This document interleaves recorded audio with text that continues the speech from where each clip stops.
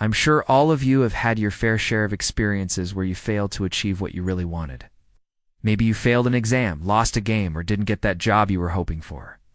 These setbacks can be frustrating and disheartening, making you question your abilities and wonder if it's even worth trying. But I am here to tell you that no matter how many times you stumble, the most important thing is to keep going.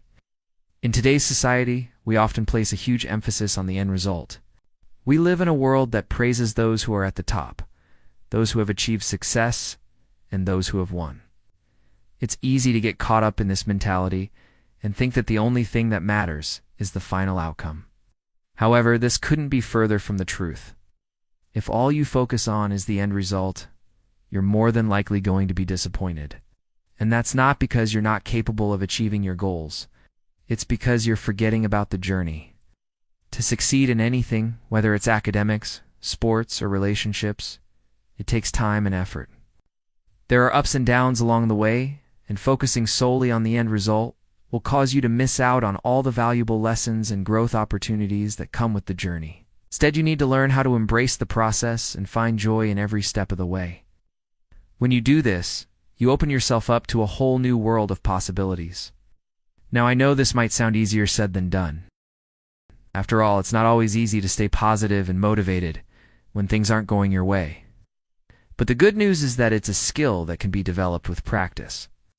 One way to start doing this is by setting short-term goals that are within your reach, by celebrating small victories and acknowledging your progress. No matter how small it may seem, you will build momentum and motivation to keep moving forward. Let me tell you the story of a man named David Goggins. He is an ultramarathon runner, ultra-distance cyclist, and triathlete. He has broken numerous world records, including running 130 miles in a single day, cycling 240 miles in 24 hours, and swimming 40 miles in open water in less than 12 hours. His story is truly remarkable considering that he was once overweight and out of shape. He overcame a difficult childhood and struggled with obesity and depression. But despite these obstacles, he refused to give up on himself. Through sheer determination and willpower, he transformed his life and became one of the most successful athletes in the world. What's even more impressive is that he doesn't just train and compete in one discipline. He excels in multiple areas, which makes his achievements even more remarkable. So what can we learn from David Goggins? What's his secret to success? Well, according to him, it's simple, but not easy. He says that the key is to just keep going.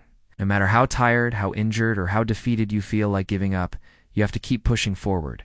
You have to keep going. He recalls a time during a 60-mile swim from Catalina Island to the mainland that he started hallucinating due to sleep deprivation. Mind was playing tricks on him, making him see things that weren't there. But he kept going. He knew that if he stopped, he would never finish. So, he pushed through the pain and the hallucinations and kept swimming. Another example happened during an ultramarathon in the Badwater Ultramarathon, one of the toughest foot races in the world. The runners must cover 135 miles from the bottom of Death Valley to its highest point. David was leading the race, but then he got lost. Despite being disoriented and running the wrong course, he still managed to win the race by keeping going. He could have easily panicked and quit, but instead he stayed calm and focused and finished the race.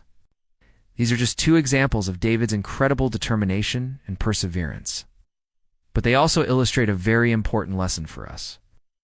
No matter what we do in life, there will be times when we face challenges, setbacks, and failures. It's just part of the journey. The question is, what do we do when these difficult moments arise? Do we give up, or do we keep going? As David's story shows us, the answer is clear. No matter how tough things get, we must never lose sight of our goals. We must never allow ourselves to quit. We must keep going. It's not always easy to do, but it's always possible. All we need is the belief in ourselves and the courage to keep going, as David says. It's not about being faster or stronger than everyone else. It's about being able to endure, to persevere, and to keep going no matter what. In a world where everyone is looking for shortcuts and easy solutions, David's story reminds us of the power of hard work and dedication. He didn't become one of the most successful athletes in the world by taking shortcuts or by relying on luck. He did it by putting in the hard work, facing his fears, and keeping going. So whenever you're feeling stuck or overwhelmed, Just remember the story of David Goggins. Remember that no matter how tough things get, you should never give up. You should never allow yourself to quit. You must keep going. And when you do, you'll be amazed at what you're capable of achieving. Now let's take a look at another inspiring story that teaches us the same lesson. Picture this. It's the year 1968, and the Summer Olympics are about to begin in Mexico City. Among the thousands of athletes representing their countries is a young American runner named John Carlos. He is part of the U.S. Olympic track team, and he is hoping to win a medal in the 200-meter dash. But John Carlos has a bigger dream in mind. He wants to use his platform as an Olympian to raise awareness about racial inequality and injustice in the United States. As a black athlete competing in a predominantly white sport, John Carlos knows firsthand the discrimination and prejudice that African Americans face. He sees the inequality and injustice around him, and he's determined to do something about it. But how could he, as a young athlete, make a difference in the fight for civil rights? Then he gets an idea. During the Olympic Games, the athletes are required to stand in a line facing the Mexican flag as the United States national anthem plays.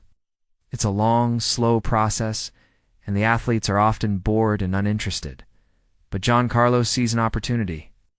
Along with two other African American athletes, Tommy Smith and Lee Evans, he decides to perform a silent protest during that time.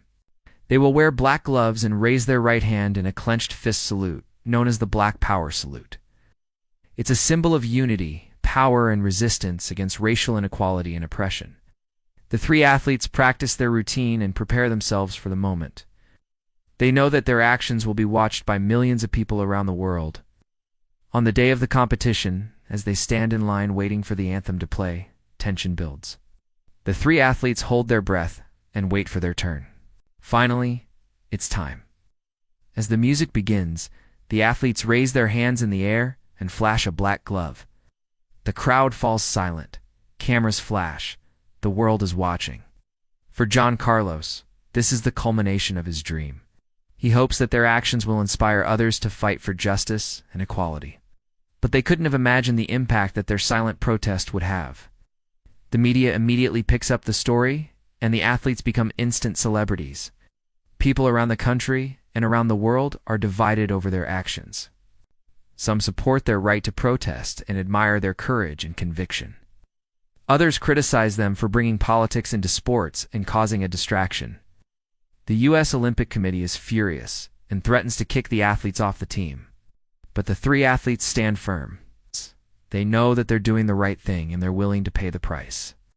In the end, the U.S. Olympic Committee backs down and allows the athletes to stay on the team. But their victory is bittersweet. The three athletes refuse to accept their medals or participate in any victory ceremonies. They don't want to be seen as heroes of the United States government. Instead, they want to be seen as symbols of the struggle for civil rights and equality. So why is this story so inspiring? Because it's a story about courage, conviction, and perseverance. John Carlos and his teammates faced fierce opposition and risked their careers to stand up for what they believed in. They didn't let fear or intimidation stop them from speaking out. They simply kept going. Their story is a reminder that sometimes the greatest victories are the ones that we don't see. It's not about winning medals or trophies, but about fighting for a greater cause and standing up for what's right. No matter how tough things get, never give up. Keep going. With enough determination and perseverance, you can achieve anything. Thank you.